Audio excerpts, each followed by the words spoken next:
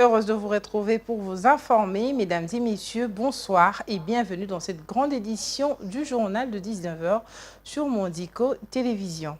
À la une de l'actualité, le porte-parole du gouvernement militaire, Njike Kaiko, a fait le point sur la situation sécuritaire dans la province du Nord Kivu, à cheval avec le Sud Kivu. Les forces armées de la République démocratique du Congo ont libéré plusieurs localités depuis les débuts des offensives dans l'est de la RDC. Plusieurs villages sont passés sous les contrôles de l'armée congolaise. Suivez.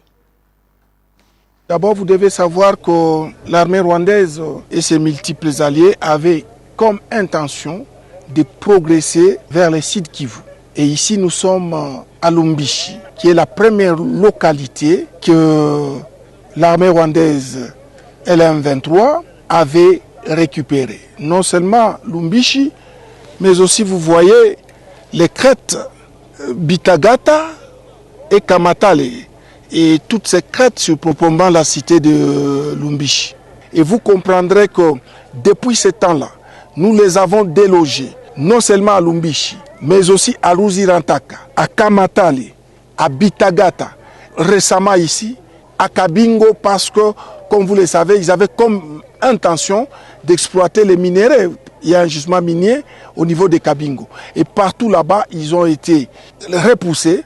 Et plus récemment encore au-delà d'Ngungu. Soyez rassurés qu'à chaque tir de l'armée rwandaise sur nos positions ou sur notre population ou sur les déplacés, en tout cas les forces armées de la République démocratique du Congo ont le droit de réagir et de la manière la plus forte, de manière à mettre notre population hors des portées des tirs ennemis. Il s'agit de l'opération Caterpillar 2, planifié par le commandant Tafok Nord Kivu et le commandant Tafok Sud Kivu, laquelle opération a pour mission de riposter à chaque violation du cessez-le-feu de l'armée rwandaise et ses multiples alliés. Restons toujours dans la province du Nord Kivu où 2 morts, tel est le bilan des affrontements dans la nuit du dimanche à ce lundi 13 janvier 2025 entre 2 groupes armés non autrement identifiés dans l'agglomération de Masereka, territoire de Lubero. La société civile s'insurge contre cette situation et demande à tous les groupes armés de rejoindre l'armée loyaliste qui traque les rebelles du 1-23 dans la partie sud du territoire de Lubero. Suivez. 2 personnes ont été tuées lors des affrontements dans la nuit du dimanche à ce lundi 13 janvier entre 2 groupes armés dans l'agglomération de Masereka, territoire de Lubero dans la province du Nord Kivu. C'est Kambale Jacques, président de la société civile de Masereka, qui a livré la nouvelle à Mondico Télévision. Il précise que ces affrontements ont créé une panique au sein de la communauté. C'est aux environs de 2 heures du matin que nous avons entendu le crépitement de balles dans notre agglomération. Il s'agit d'un groupe armé non encore identifié qui est venu s'attaquer à un autre groupe qui avait déjà érigé sa position à Masereka. Ce matin, nous avons constaté qu'il y a eu 2 morts lors de ces combats. Les victimes sont membres de l'un de ces groupes armés, explique-t-il. La société civile s'insurge contre cette situation et demande à tous les groupes armés de rejoindre l'armée loyaliste qui traque le rebelle du 1-23 dans la partie sud du territoire de Lubero que de créer une panique au sein de la population. Au même moment, Kambale Jacques plaide pour l'ouverture des enquêtes par les autorités compétentes sur la présence de ces groupes armés dans l'agglomération de Masereka. Et toujours à la une de l'actualité, les conducteurs des taxibus de la ville de Kinshasa ont observé un mouvement de grève ce lundi 13 janvier 2025 dans la matinée afin de protester contre la nouvelle grille tarifaire fixée par le gouvernement provincial. Ces derniers évoquent la problématique de versement auprès des propriétaires des véhicules qui montent en flèche ainsi que les embouteillages quotidiens auxquels ils sont confrontés. Suivez.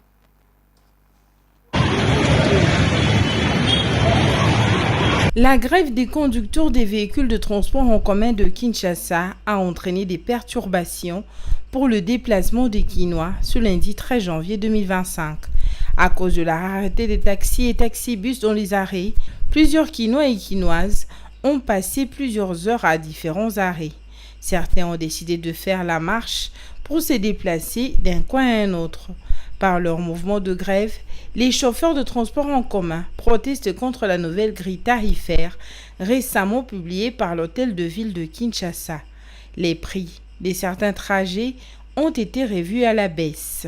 D'abord très timides le matin, les taxis et taxibus ont été visibles sur différentes artères en fin de matinée. Mais ils ne sont pas aussi nombreux que d'habitude. Certains conducteurs des bus observant la grève n'ont pas hésité à s'en prendre à certains véhicules qui faisaient le transport, comme on peut le voir sur ces images.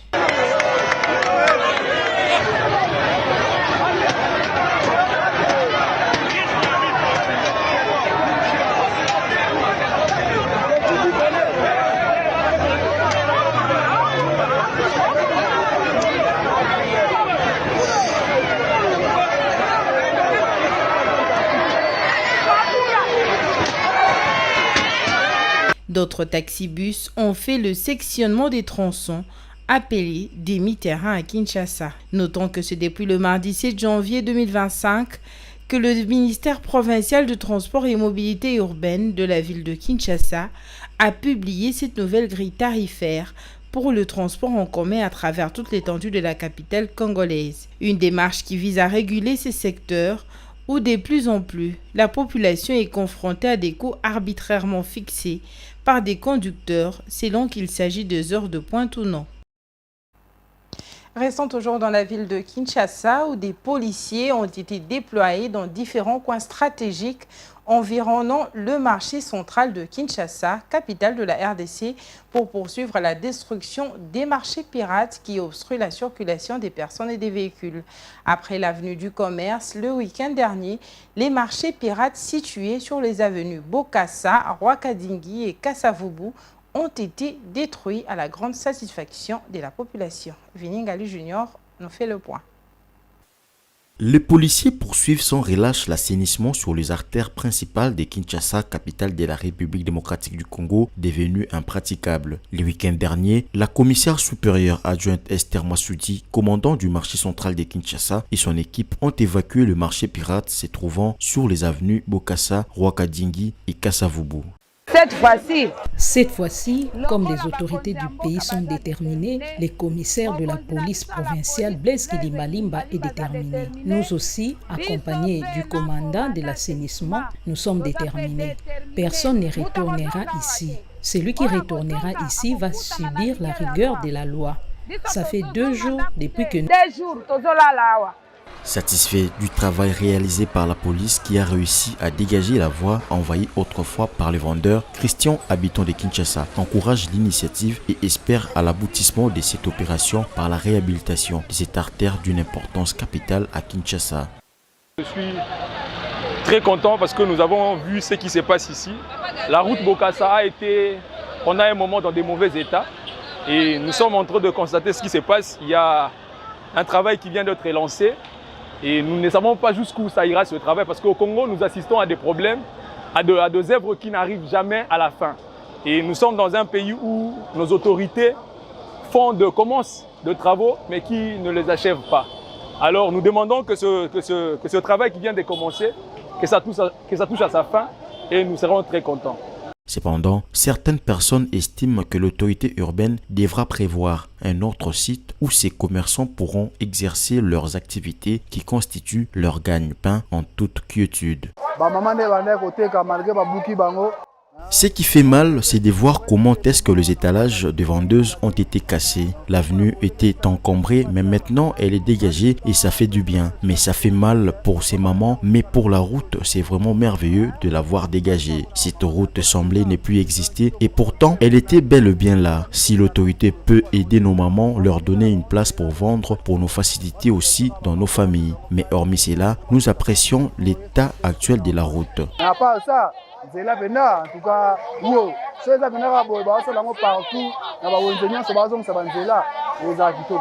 cette opération est menée par l'unité d'assainissement de la police nationale congolaise sur instruction du chef de la police ville de Kinshasa, le commissaire divisionnaire adjoint Blaise Kilimbalimba. Des actions qui visent à lutter contre l'insalubrité et faciliter la circulation de personnes et des véhicules sur les voies publiques. Et rendons-nous à présent dans la ville de Lubumbashi, en la province du Haut-Katanga, où l'insécurité a atteint son apogée. Dans la nuit du dimanche 12 au lundi 13 janvier 2025, 5 corps sans vie ont été découverts dans différents endroits de la ville. La population appelle le gouvernement à s'impliquer davantage afin que cette situation ne perdure. Suivez. La série des découvertes de corps sans vie ne s'arrête pas dans la ville de Lubumbashi, chef-lieu de la province du Haut-Katanga. Une semaine après la découverte du corps du journaliste Patrick Adonis Numbi Banze à Machipicha, ce lundi 13 janvier 2025, d'autres corps ont été découverts. Dans la ronde, on en a rassemblé 5 découverts à des endroits différents, dont la majorité dans la commune de Kamalondo, située près du centre-ville. Le premier corps est découvert dans les caniveaux qui sont devant la radio Maria, non loin du Convangu sur l'avenue Sindoué. L'autre corps était sur le croisement des avenues des écoles et Sindoué, non loin du lycée Wema, alors qu'un autre était dans les caniveaux à côté de l'école Nourou. Les 2 autres ont été vus au camp des assistants de la commune de Lubumbashi, tandis que le 5e était à l'entrée du tunnel dans la commune de Kampemba. On a tué 5 personnes, l'un on l'a jeté dans le caniveau, tandis que l'autre corps qui se retrouve sur la route a été découpé à coups de machette. Donc il s'est débattu avec les bandits. Ce n'est pas comme ça, insécurité Lubumbashi. La population interpelle les autorités provinciales. Qu'on nous laisse en paix, d'un côté les Koulouna, de l'autre les voleurs et d'un autre côté les bandits. Les militaires circulent à 4 heures, mais il y a toujours de l'insécurité. Même le journaliste Adonis a été tué. Que le gouvernement s'épanche sur cette affaire d'insécurité.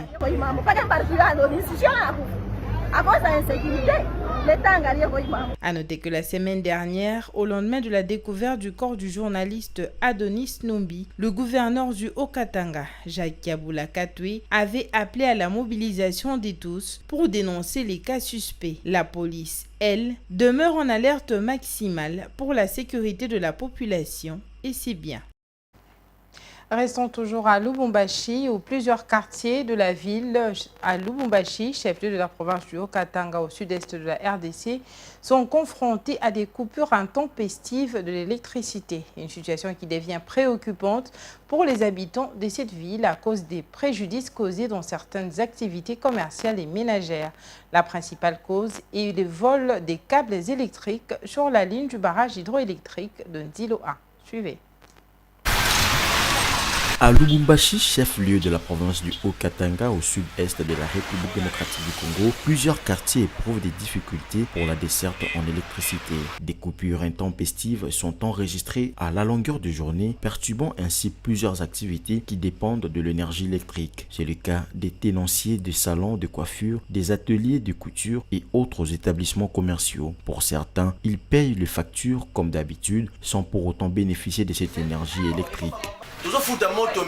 Nous déboursons de l'argent pour payer l'énergie électrique, mais nous ne bénéficions pas de cette énergie à 100%. La facture est souvent fixée à 120 000 francs congolais. J'ai un salon de coiffure et le matériel que nous utilisons fonctionne avec le courant électrique. Faute de courant, nous recourons aux bougies pour réchauffer ces appareils. Autrefois, les courants électriques étaient desservis même la nuit, mais ces derniers temps, ce n'est plus le cas. Les coupures sont pour une longue durée et parfois toute la journée.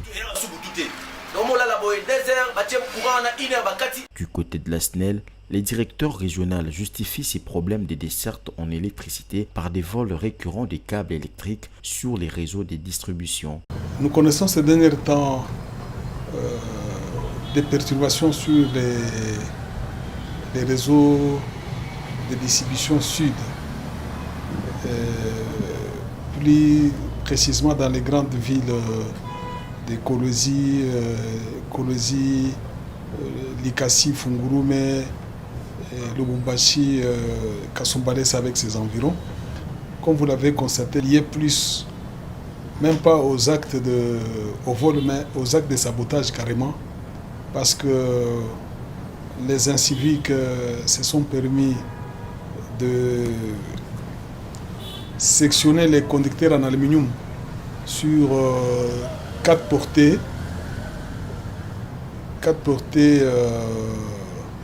de la ligne 120 kV Zilo 1 Kolwezi.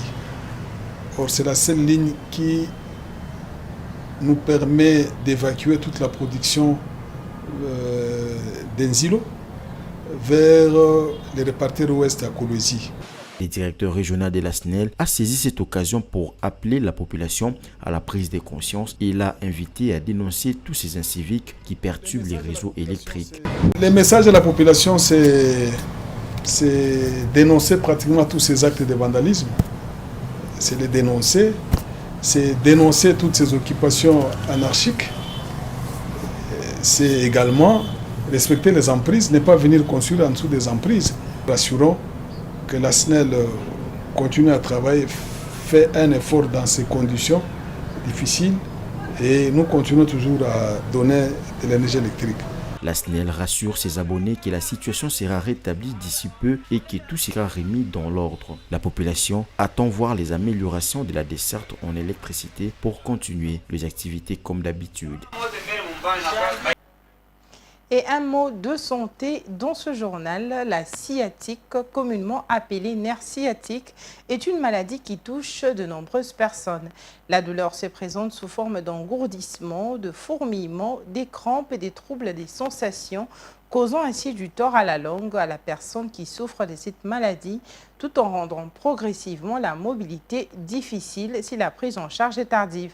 Nombreux parmi ceux qui en souffrent ignorent les causes. Les spécialistes énumèrent plusieurs causes de la sciatique. Les détails dans cet élément.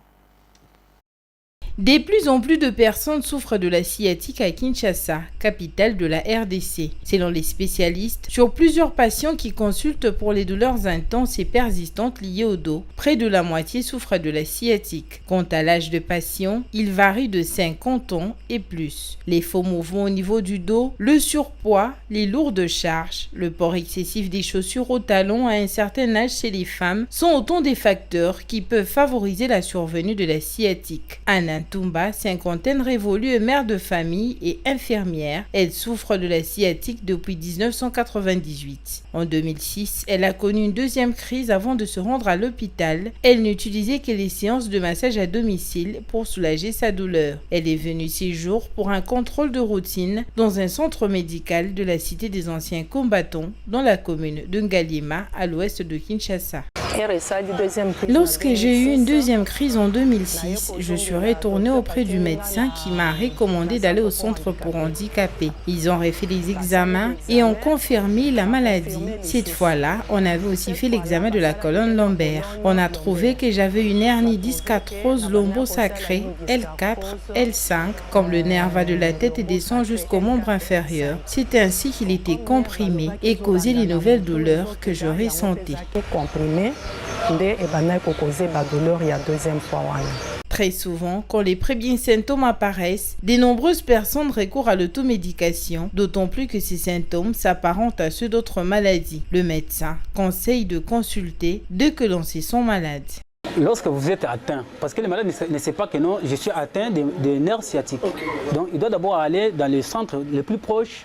Et les centres, s'il n'y a pas de changement, maintenant le docteur généraliste va référer les malades chez les spécialistes. Plusieurs causes sont à l'origine des douleurs liées à la sciatique. Dr Pierrot Lebougué est rhumatologue aux cliniques universitaires de Kinshasa et fréquente aussi plusieurs formations hospitalières de la capitale. Il revient sur les causes principales de la sciatique. La cause la plus fréquente, c'est des situations où le disque intervertébral, qui est l'articulation principale entre deux vertèbres, principalement au niveau de la colonne lombaire, ce disque-là subit un traumatisme brutal. On les voit souvent dans des maladies qu'on appelle la hernie discale, la pathologie la plus fréquente qui est responsable du nerf sciatique, de la sciatique, si je peux dire, la sciatique, où le disque est fissuré, il se rend et une bonne portion, la portion interne, se retrouve enclavée et qui coince au fait, le site d'émergence de la racine nerveuse. Les autres... Divers traitements sont proposés aux malades atteints de la sciatique, notamment des antidouleurs, des analgésiques, des anti-inflammatoires et tant d'autres. Ces traitements sont accompagnés des séances de kinésithérapie pour soulager les patients. Les personnes souffrant de nerfs sciatiques ont droit à un moment paisible, étant donné que le repos fait partie de la thérapie, afin de permettre un vif rétablissement aux patients. Ces derniers doivent cependant éviter tout effort physique, mais le mode de vie dans la capitale congolaise ne peut pas permettre à certaines personnes malades de suivre à la lettre ces recommandations médicales.